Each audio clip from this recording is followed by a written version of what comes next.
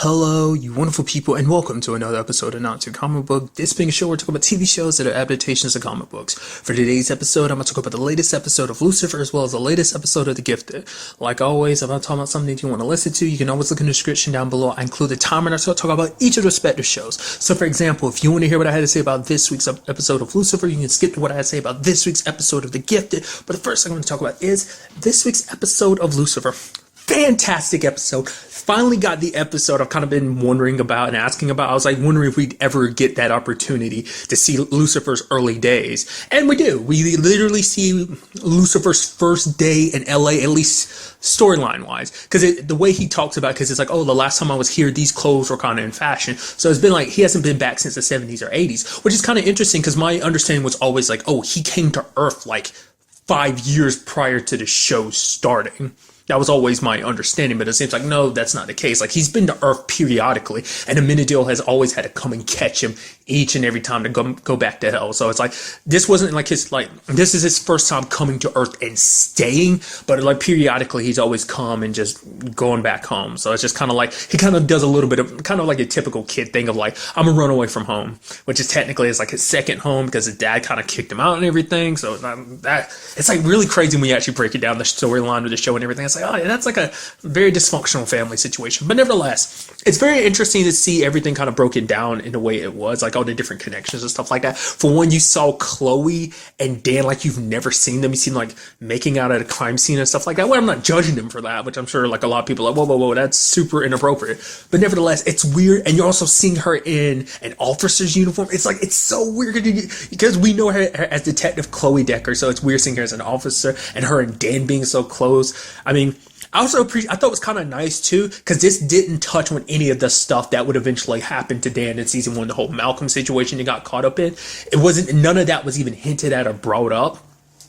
Not unless they were like tiny hints, but it was like no story of like, oh yeah, hey Malcolm. It's like, no, you didn't see that because I guess this is like way before that even happened. So I'm guessing like all that relatively happened roughly around the beginning of the series. It's pretty much how that whole thing shakes out. So of course it wouldn't really take place as far back, but I thought there might be some inklings to it. But no, you see Dan and Chloe's working on this case about an MMA fighter who got killed. And I also like the fact is that the connection it has to Amenadiel, because Amenadiel is doing all this because he was shot and his necklace was taken. We end up later on finding out just how important it is to him. I mean, we currently in the storyline know the significance of that necklace, but for him it's just like, no, his dad gave it to him, so it's important. Plus he was just giving Lucifer the whole rundown of like, oh, humans connecting to divinity. Well, really quickly, I'm gonna finish my thought about this because something else jumped in my head I wanted to also talk about. I mean, what's also interesting to me is the fact is of how he handled a gunshot. He actually got knocked back and was kind of dead, but then kind of like resurrected in a sense. But it's like, Lucifer's gotten shot before and it's just nothing. I wonder why that is the case. Maybe just because it caught Amenadiel off guard. Maybe he wasn't like flexing his angel muscles, so when he got shot it actually knocked him back or something like that. I don't know.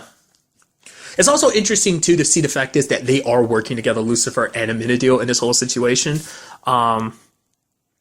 Just because it's like at this point in time they really don't like each other. Just because, I mean, and also this is a cool episode to see that how far Amenadiel has changed, as well as kind of Lucifer has too. We see the beginning stages of Lucifer's change, but in this particular regard, you see Amenadiel like who he was before. Like this really captures who he was in season 1. And I feel like even more so because like his superiority, thinking he's better, is like, oh, the fact is I've never lost a fight. Later on, kind of getting all butthurt about like, no, it doesn't count because I'm throwing this fight. It's against a human, so it doesn't count. Even though he's been like, like when you actually break it down, Amenadiel has always been a very prideful person, but it's something that's kind of like, you know, especially the transition he's going through in this season where he's just kind of like, it's such an interesting comparison because it's like you see how close he is to Lucifer. Like, oh no, like me helping Lucifer, you know, it's like, oh, talking about how Earth has changed Lucifer in a good way, whereas before he looked at it, it's like, no, it's a bad thing that's changed. Like humanity's changing me, it's changing you. We need to leave as soon as possible, type of thing, you know. But earlier I mentioned something really quickly, and I want to get back to it. It's like Lucifer has his wings when he came to Earth. It did not cross my mind ever. Like I always thought Lucifer had already cut his wings. Like I thought when he went to hell, he'd already cut off his wings. I thought like when he had them on Earth, he was just traveling around with. I thought they were just kind of his keepsake. I mean, the same reason why he kept them, I assumed that would be the same reason why he would take them with him when he left hell. But it's like, no, he was on Earth when he cut them off. In fact, and it's also interesting too because prior to this, I talked about a scene where I thought like, oh, Mazaki finds out that he got his wings back. No, it seems like that scene I thought I was referencing is actually him cutting his wings off on Earth, him and May staying on Earth. So I just like that. Like I figured, like I talked about that before. I was like, oh, maybe it's a scene I'd gotten out of context. It's like, yep, it was out of context. It's actually the complete opposite of what I thought, you know. So that I thought that was kind of interesting. But actually, a lot of fun in this episode. The fact is, Aminado trying to like go by the law and trying to, you know, get like file a report. Like, oh yeah, like something was stolen from me. It's like, oh. She's like, oh, Chloe's like, oh, you were robbed by like a jack-o'-lantern? He's like, oh, so you know of this Mr. Lantern. So it was so interesting because at the same time, I like what they did with it too because it does cover its bases. It's like, well, how is she not a member of a minute? It's like some random dude walks up to you and says that you literally met him for like a minute. So, and this was also like 4 or 5 years before. Nope, exactly 5 years before the show started. So it's like, because she didn't really even meet Aminado till like part way into season 1. So it's not, so obviously you wouldn't remember one random person you met all those years ago. So I thought it was kind of interesting. And I also appreciate the fact that him and Chloe were actually in close proximity. And you can see on Lucifer's face, like when they were at that club, Rico's, which obviously would have been like, he's like, oh, I kind of like this place here. Like, obviously you're looking at the scenery, you're like, it's definitely Lux prior to him buying it. But it's like, he was near Chloe and he kind of felt something. And it's just like, they were that close to each other, not even realizing it. So I thought that was kind of pretty neat. But I also love the fact that Aminado was kind of caught up in that whole porn situation. He's like, oh yeah, I'm here to talk to Misty Cannons about pillow talk. And then lo and behold, it's like he's put in that like kind of like a pool cleaner outfit. And it's like, oh, Genuine's pony is playing. I'm like, this is so good. And he's just so awkward and weird about it and everything. I did appreciate that even before this all happened, that they were kind of doing their own investigation and stuff like that. While Chloe was also doing hers, which she quickly ran into Charlotte. That was a nice touch. I'm surprised we didn't get a look at everyone, like especially Linda. But to be fair, we got a look at Linda in the past with her whole husband situation. So it's like, I think that's why she wasn't part of this. It would have been interesting because I'm also looking for Ella's past too, because it's like there's definitely a lot more to that, especially like stuff she's brought up this season about like she does stuff to quiet the voices in her head. It's like, wait, what? It's like nothing.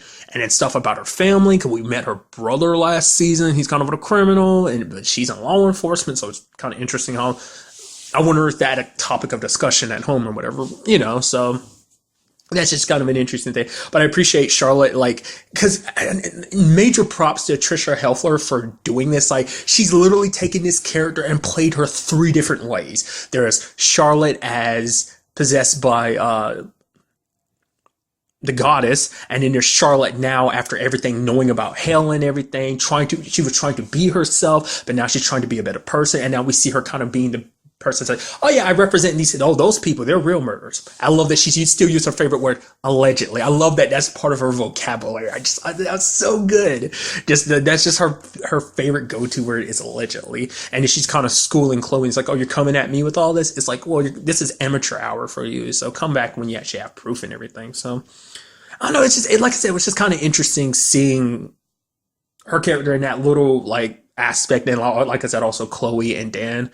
I also love May's introduction. I also love the fact that she came wearing armor and everything, and she's about to torture the dude that Tios dude, and it was like, she's like, oh my god, there's so much here. Oh my god, she was like, oh my god, like, are you hot right now? And it's just like, she was super into it because I was like, oh my god, there's so many different ways to torture you. I'm like, oh my god, she started losing her mind, and then she immediately just has sex with the dude. He's like, oh, the guy's a bit of a masochist. I'm like, oh, what'd you do? She's like, nothing.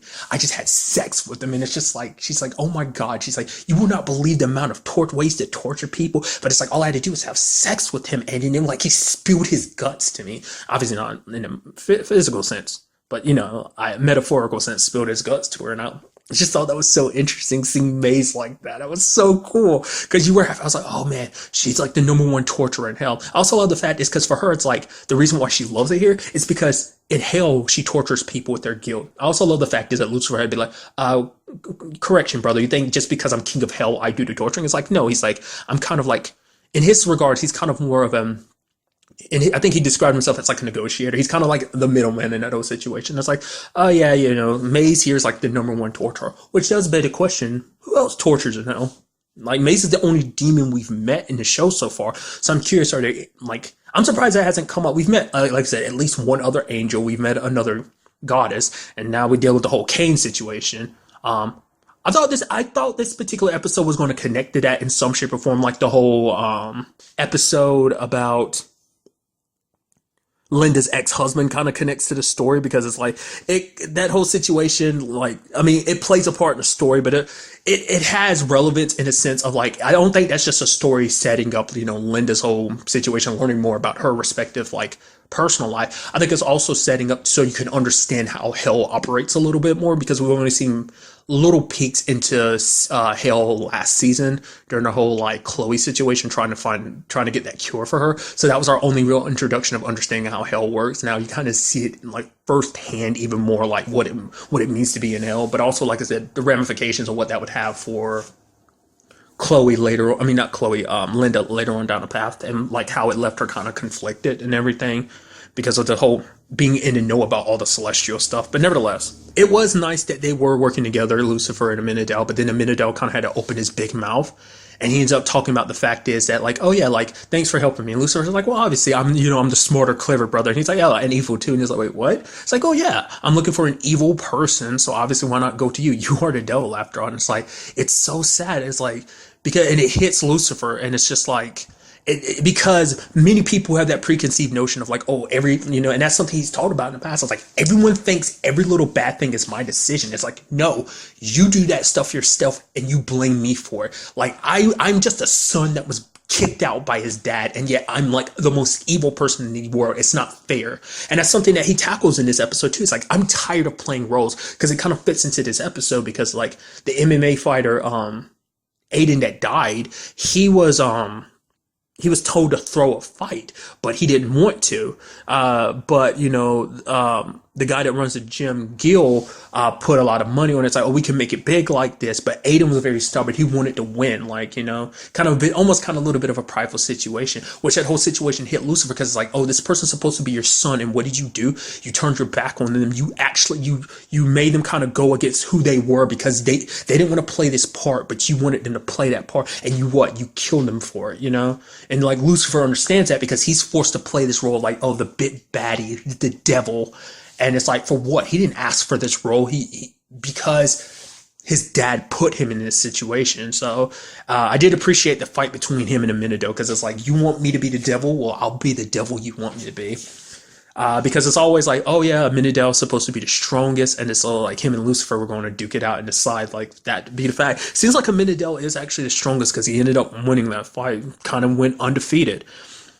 And then even Lucifer is like, look at you, your pride got the best of you, because at first, like, he eventually like snapped out of it and started taking the fight seriously, but eventually he backed down, because to him it's like, no, I don't need to do this, because doing this would be me sinking to your level. I'm better than this. I'm better than you. I'm not going to be scummy like you. And it's just like, the insults come, like, it's so interesting, because it's like, oh, you treat him like you come to him for help and everything. He's your brother, but you kind of treat him like shit, It's just so interesting to me. It's just kind of like how that relationship was like that.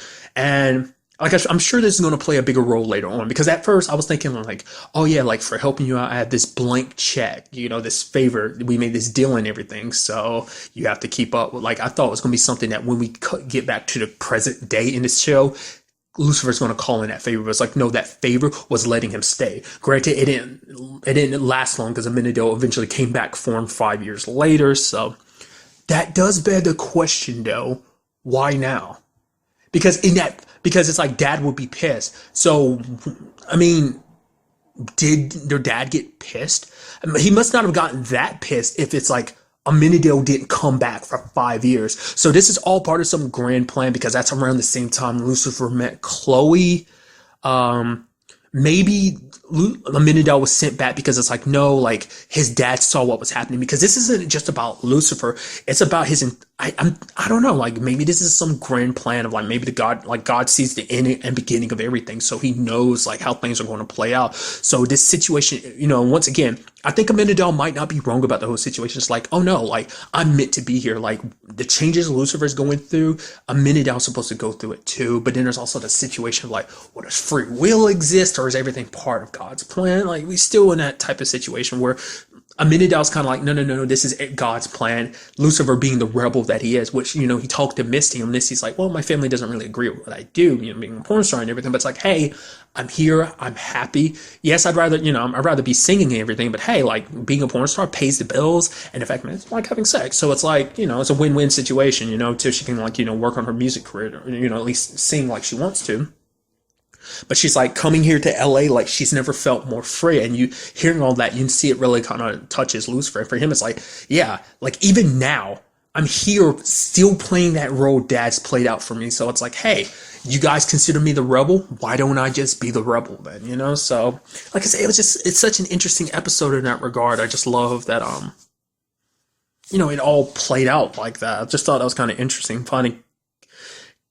It's a situation where I feel like, we once again still get to learn, there's more and more you get to learn about Lucifer, learning just how much of a complex character he is and just kind of how much of a complex he has about his own situation, because that's a big part of this show. Who is Lucifer? Like, even he's still trying to figure that out after all this time, because it's like, am I the abandoned son? Am I the devil? Now that he's got his wings back. Like I said, this season is a big focus. It's been a focus before, but I feel like even more so now because he has his wings back, because he has this whole situation with Cain, the sinner man, becoming an angel. Like, it's all warping his idea of who he is and what he's trying to do and what he wants to protect the people he cares about. This life that he has, like, is all in jeopardy because of all of this. And he doesn't want that. He just wants to be him. He doesn't want to be under his father's thumb. He just wants to be Lucifer, nothing else, not the devil. Because even being the devil, he's just like, no, I feel like that's still part of him being like, no, this is the role that was cast for me. This is, that's him still trying to play out the rebel role. So I think even when he's trying not to play a role, I think he's still playing a role. Like, and that's something, he's talking out with Linda, like trying to be more true to himself, so like I said, overall, fantastic episode. I do love kind of getting, like I said, seeing this different, view on things. So sadly, we're going on another break, which I'm like, no, you just came back from a break.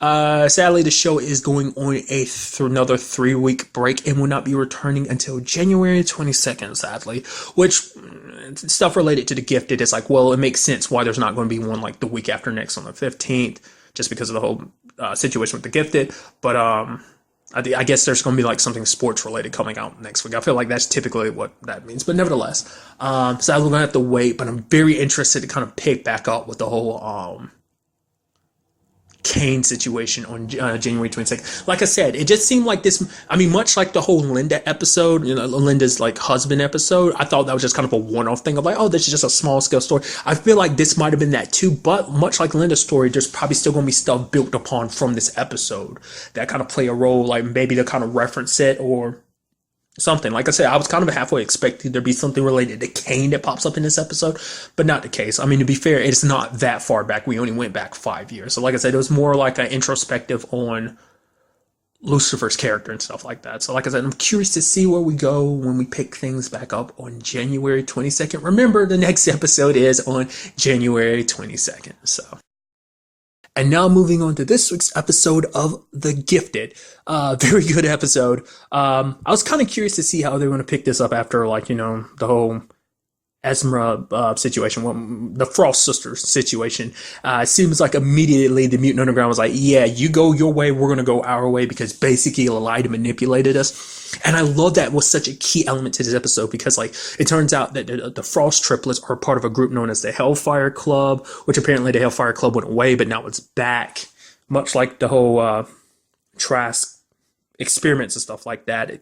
Trask was away and then it came back. Just interesting how that works out. But it seemed like, to me, I'm not that familiar. Once again, asterisk, not that familiar with comic books, so I don't know anything about the Hellfire Club. The only thing I compare them to is possibly like Magneto's group of like the Brotherhood. Is the closest thing I could think to compare them to. But it doesn't seem like they're as hell bent on doing things like the Brotherhood would. The Brotherhood is kind of like do whatever it takes for mutant survival. It seems like they kind of borderline that, so they might be like an offset of like the Brotherhood. Because I'm curious, like the Mutant Underground was left behind by the X-Men, so who's to say the Brotherhood didn't leave an organization behind to kind of handle things.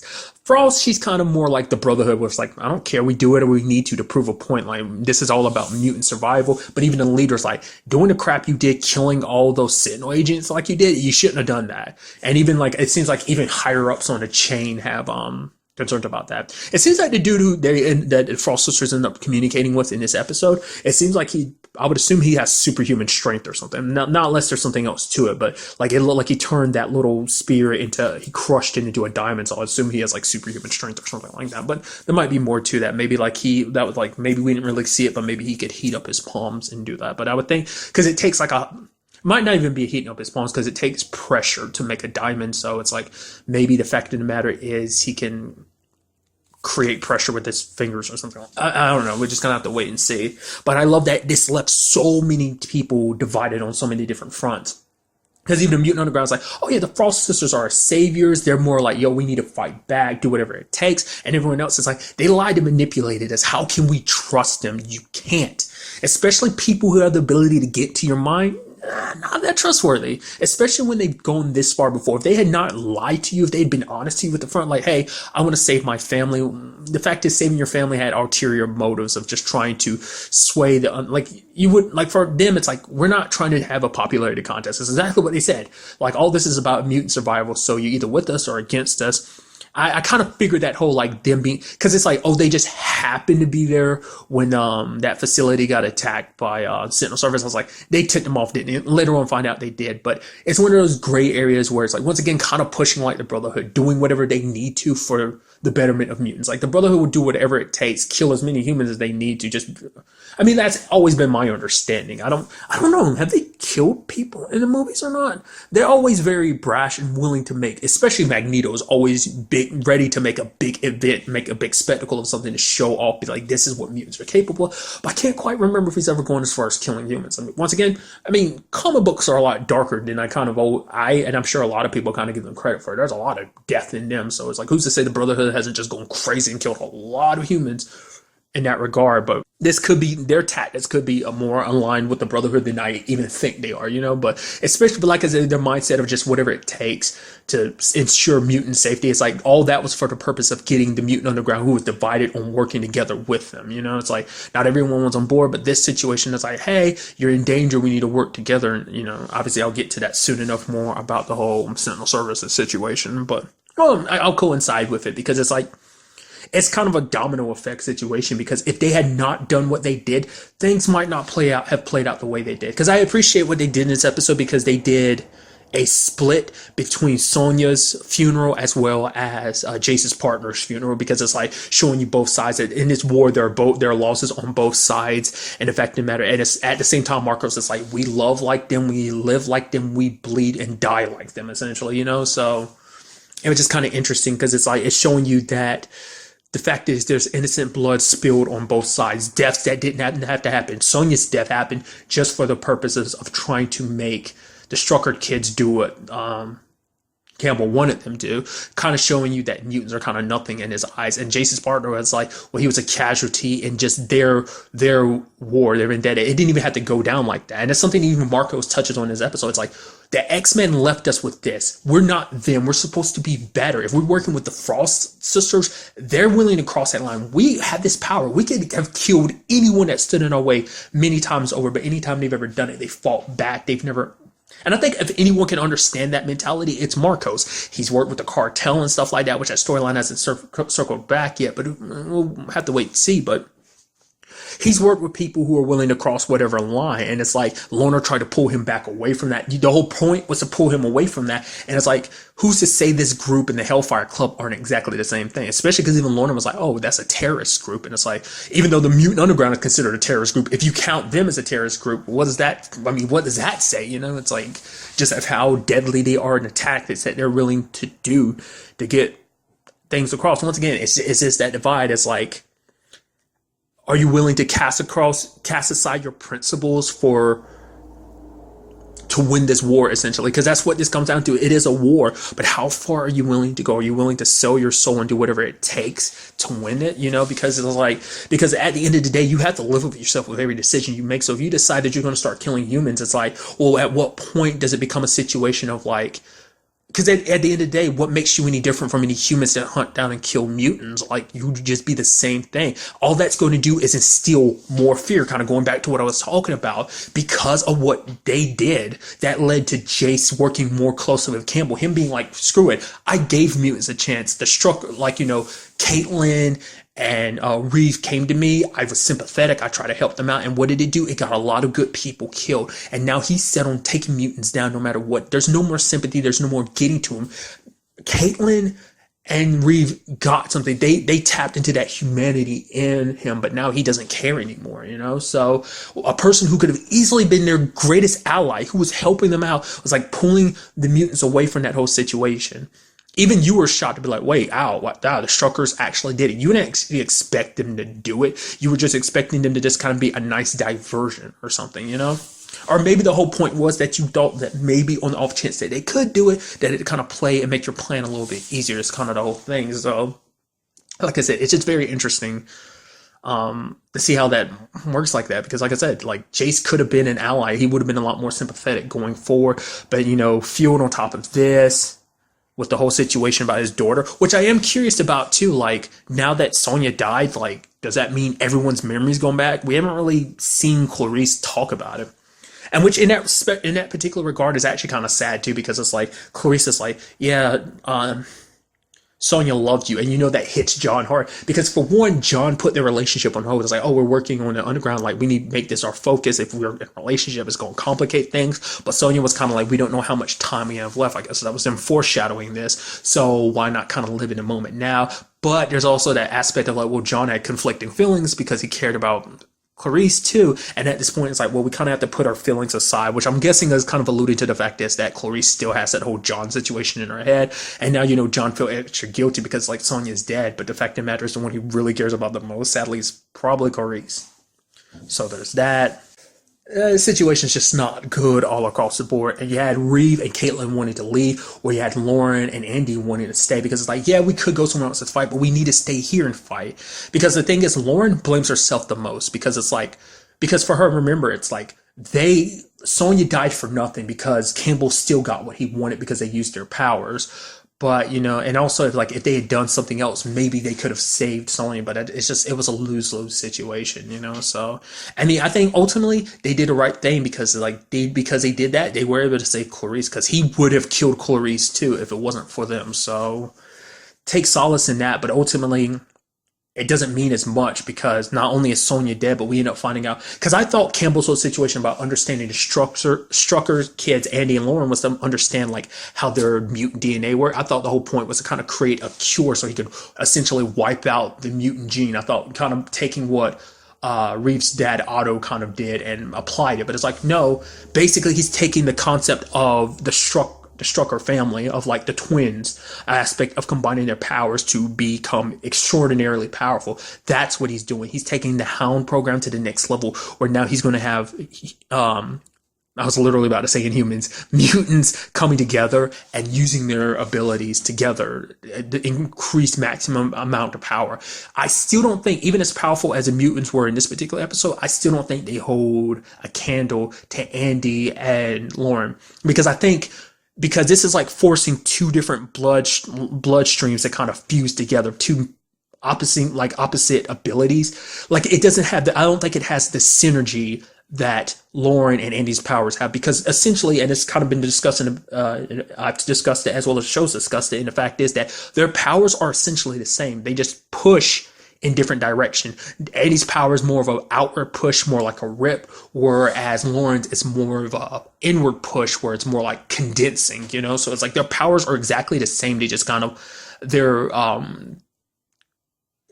opposite sides of the same coin type of thing. So I think there's a more synergy, or symmetry rather, for their abilities, why they gel together so well and they work in the regard that they do, because ultimately what their power is, like I said, pushing. And you see that, like you saw that in the last episode when they pushed those adamantium walls, all you saw was like huge dents and handprints. So, but now that's definitely what's going to happen going forward. Like I said, that's his way of dealing with this whole mutant problem, is probably taking down every other mutant, because it's like he has a lot of mutants he can just experiment on and combine their powers and making them unstoppable. So on top of all that, like, whether it's wiping out all the other mutants or having, I mean, what is the ultimate goal? Like, obviously the ultimate goal is to take out all the mutants, but it's like, obviously you're going to take some as experiments. So it's like, what about the ones that are under your control? I mean, the whole point is to make them weapons, so they could be weapons used by the military. It's like, well, these are, they don't have to worry about human rights because they're not humans. They're mutants, which, there's that whole gray area. And then there's the whole situation of like, well, they could just be used as like soldiers, like other mutants. So it doesn't matter. We can sacrifice them. We can win wars. We can never have to worry about sacrificing human lives, like treating them more like weapons than they are humans, even though they are humans, just a mutation, So I'm really curious to see beyond, like, I mean, if that is the ultimate goal. Well, it seems like that is the case, but we're just going to have to wait and see. And like I said, Jace is sadly on board with all of this. Like I said, like, there's no going back for him now. He's fully set on this path because of this whole situation. So it was kind of nice that Lauren kind of met up with Wes again because of this whole circumstances, and they were able to kind of rekindle things. And it's like, it's not the happiest of times, but, need to enjoy the little bit of happiness you get in these particular situations, considering how dire the situation is. It seems like the ones they want the most out of anyone is the Strucker kids, especially because they kept pushing it. Because the people they went after the most are probably like two lead characters that are the most conflicted. Like Clarice and John are the most like, I don't trust them, but it's like we should kind of probably work with them. Lorna is the most like, who cares? They get the job done. Which, once again, Marcos is like, is that all that matters? Like, once again, like, you have to live with yourself when it's all said and done. It's like, you're thinking it's okay taking out people here and there, but once again, it's going to turn into a situation of like, as things progress, you're going to have to push that, what line you're willing to cross will get pushed back further and further. And the fact of the matter is, you want to make a world that's safe for your child, but the fact of the matter is, you're just going to make things possibly worse because people already look at you as like your monsters, and the way you're thinking is making it like, well, why not just be the monsters they think we are? The fact of the matter is, like, there are people who are sympathetic to your cause, who are by your side, who are humans, but you're just gonna like make things harder all around. Like I said, it's a complicated situation because it's a very gray area subject. It's easy to be like, well, you should be this one way when reality won't allow you to be that way, or it's just not applicable to be that particular way in this regard, It is kind of interesting too, because it seems like that whole aspect of combining powers, it seems like that might be coming together for Lorna too, because even she's like, I feel stronger, and even Marcos is noticing it. Like the whole aspect of having a baby, like it seems like it's working in the same regard as like Strucker's, because like her baby's already a mutant too, because her baby has two mutant parents, that her powers are multiplying. So maybe her child, I mean, because it does seem, abilities tend to be hereditary, as we can see with Lauren and Andy, that it came from their great grandfather and great aunt. So there's something to that like whole thing. So it's like maybe Lorna's baby has her abilities, and so that's why like the baby's powers are channeling through her. So we also learned the fact is that her father was a part of the Hellfire Club. In fact, it's like, oh yeah, he's like a king, so it's like makes you kind of like royalty. So once again, these are people who can get inside of your head, so they know what buttons to push, especially in Andy's case, because it's like, oh yeah, the fact of the matter is like the one we need the most is you. It's like you need both of them, but it's like Andy has one of the most destructive, just outright most destructive abilities all on his own.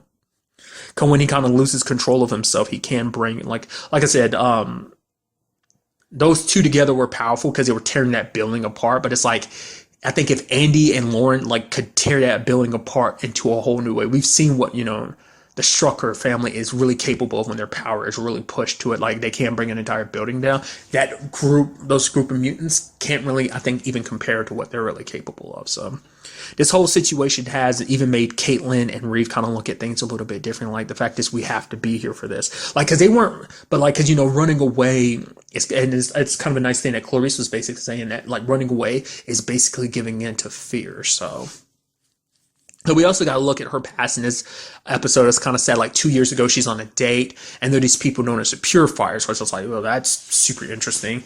And like, they they blew up her car because they like put gas in there and then they set it on fire. And the guy that she was on a date with, it's like, yeah, I'm not a mutant, I'm a human. It's like, and she's like, really? You and everyone else here is literally not going to do anything. This is super messed up, but just because she was a mutant, they like, I was like, holy crap. I'm curious to see if that's going to come up later on or not in some regard, like the purifiers. But then again, I think it was more so to kind of understand where Clarice is coming from. It's like her foster family was murdered by Sentinel servers, is doing whatever they want to. She was treated like a freak just because she was a little different, and she's not even that different amongst mutants. It's like, what can she do? She can open portals and stuff like that. It's like, in certain regards, it's like, I get it, some mutant abilities are more dangerous than others, but it's like, you know, just because she's a little different, it's not like they knew her abilities. It's just because she's different. Her eyes are green. That's the only thing that set her apart about being a mutant. And then the fact of the matter is, it's one of those situations where like everyone else, it's very similar to like Lauren's experience when they were at a bowling alley like a year ago, where it's like everyone, even her own dad, was kind of like not really on the mutant side of things. So in this regard, it's like the guy I'm literally on a date with, watching a movie with, he didn't do jack squat. No one else in the parking lot, they just like let me walk away. It's just like, oh yeah, just go. It's like, what kind of crap is that? You're just gonna let them explode my car like that? I mean, that's always the storyline with the X-Men series. It's just like the fear people have about what they don't know, you know? Once again, this situation is just going to escalate that fear even more. So, but I'm very curious to see where this goes going forward, because now it's like the Underground has decided to work with the Hellfire Club. Like even the guy we've met isn't the top dog. There are even people above him. So I'm very interested to learn more about this Hellfire Club, which is kind of interesting because like we're finding out about them like at the tail end of the season, because there won't be an episode next week, but there will be one on January 15th. It'll be, well, not actually one, it'll be two. It'll be a 2-hour finale. So I'm curious to see how this ultimately all plays out, especially like because we have Campbell getting the funding. Like, you know, like I said, Jace is backing him a whole bunch. I'm sure the Department of Justice is backing them a lot more, giving them the funding they needed. It's like, oh, well, show us what this is capable of, which I think even Jace, because still kind of fueled by anger, isn't seeing the big picture, because it's like this situation, you see, like, I guess he still doesn't quite understand. Like, he saw the like raw power that these mutants coming together, like combining their powers, being under the Hound program, but it's like, what do you think is going to happen when the power gets too much? You literally are going to have a July 15th situation all over again. You're going to basically lead to someone else losing their little girl, but you don't think about that, Ed. It's like, no, this is power that we have under control, but it's like, we saw what the past Struckers did with their powers. They went on a rampage, and who's to say just because these mutants are under the Hound program, who's to say that their powers won't, you know, go out of control? These are people who are like, I mean, Campbell's kind of promising. It's like, oh yeah, your people won't even get caught up in, but there will be people caught up in the crossfire, just like your little girl on July 15th. So, you know, it's not like your way of handling things are kind of better. It's just both sides are colliding. It is a collision of beliefs and ideals of like how this all should be handled. Like, you know, it's like the mutants just want to live free. They just want to not have to worry about being hunted for the rest of their life for being different, you know? And humans want to fight to be safe. It's like everyone wants the same thing. They're just on two different sides of the same thing. Kind of the whole aspect of like two sides of the same coin type of thing. They both want the same thing, security and peace, you know? But it's just neither side's really willing to give in, and it's not like they really have much of a choice considering all this stuff that's being done to mutants. It's not like they get a fair shake in society just because they're different. They're treated like, you know, like they aren't human when in fact they are, even though some people are like, I'm a mutant first, I'm not a human, you know. There's that old technical, like I said, kind of the Brotherhood kind of embraces their mutations a little bit more than I feel like X-Men tend to do. I think that's always kind of a struggle just in the X-Men stuff. It's the X-Men aspect of like struggling with being a mutant, as well as that kind of duality with their humanity, you know? So, I mean, but that's just my understanding. Like I said, asterisks. Don't read comic books, so. Like I said, I'm very interested to see what goes down in the 2-hour finale. Like I said, there is no episode next week, but there will be the 2-hour finale the week after that on January 15th, so keep that in mind. But really, that's all I want to talk about in this episode. Till the next time we meet, be happy, be safe, live life to the fullest, and enjoy it. Good day and good